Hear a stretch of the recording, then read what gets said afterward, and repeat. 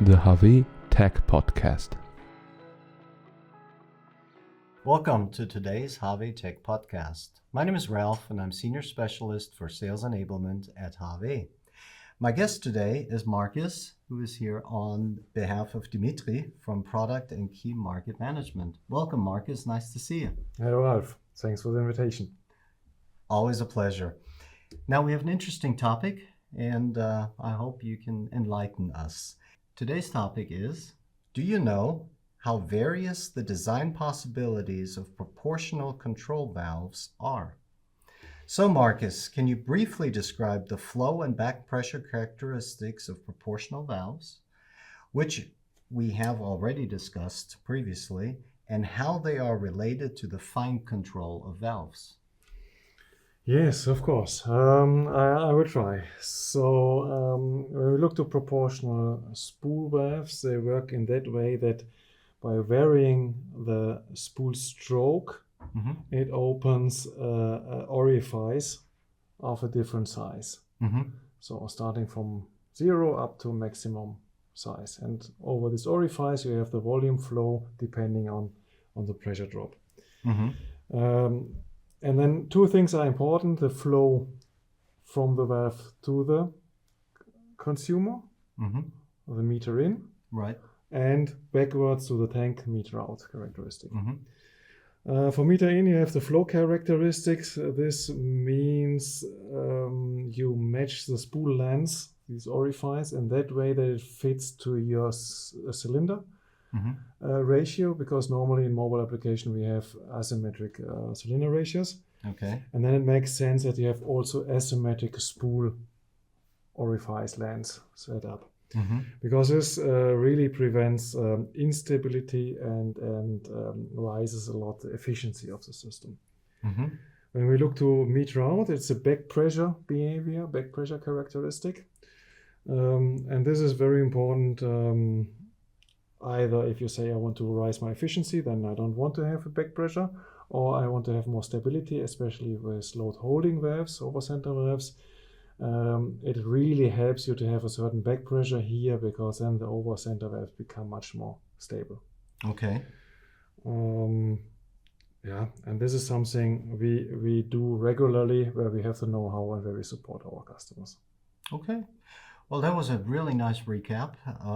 So let's dive into the extended spool design options. What ideas has HAWE developed based on its many years of experience? Yeah, as I said, we have many years of experience and many different applications. We have a set of standard spools, which is already big. But on top of it, you always have the need for some special features. A typical special feature is a spool leakage reduction. So if you don't have over center valves, the leakage over the spool is important to hold the load. Otherwise, you get unintended movements.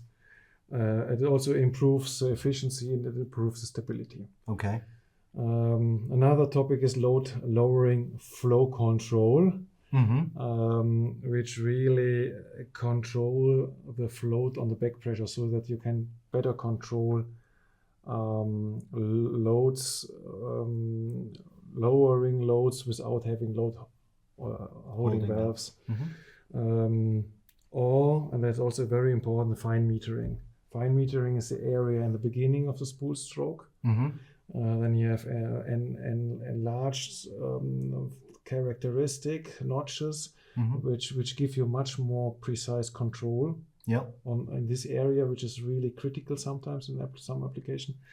And this helps you when you do it directly on the spool, even if you have modern joysticks, CAN bus valves, and all the electronic stuff. Nevertheless, it's very important to have the basics right, and the basics right means a good performing valve spool setup. Oh, it sounds pretty interesting already. Are there any other special solutions you want to tell us about? Yes. Another interesting thing is the special back pressure solution. On the one hand, you can say, as I was told, is that you want to have more or less no pressure drop here, best efficient gray then of course. There we have O or H spools. Or on the other side, you have spools which have a very specific defined back pressure behavior. Okay. This is very important when you have winches or swing drives, slewing drives, where you need in the beginning of the start of the movement a high back pressure to catch it. Okay. And then when it is moving, okay, you can lose it and going back to a characteristic which is more efficient. So we also play with this, that we have spools which are in a certain area more designed to stability, and in the other area, same spool, or other area more designed to efficiency. Interesting. Force feedback is also an interesting topic. Normally with modern load sensing valves, you have no force feedback. You don't get any feeling back from what you are doing. And when you think about an excavator which is grabbing into sand, and then you have a concrete structure, whatever, you want to feel it. Yeah. And there we have special spools which gives you these force feedback. And then also very specific topic is pressure intensification of the LS signal. The LS valves have always a leakage in the LS line. That's standard due to the design. When you don't want to have it, we can amplify this LS signal, and so also do something very specific in very specific or important movements and application. So yeah. That's quite impressive. Sounds like HAWE has found ways to customize designs and address a wide range of challenges.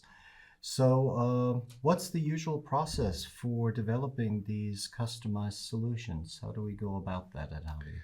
Yeah, the process typically begins with the defining of the requirements, and of course, very important, the knowledge out of similar projects we already did. So we have, of course, some knowledge, and we know this application or this feature, this function need a certain spool behavior. Right. And this is then the starting point. And the starting point is normally, I would say, 80% good enough. And then you start in the commissioning and field test together with the customer, and very important, together with a driver. But the driver is the guy who gives you the real feedback and say, okay, this feels good or not. And then you make, with some iterations, you come to a final design of the spool. This is our standard knowledge we have, standard process we have, and we support our customers there very closely. Sounds great. Anything more, or should I move on to the summary?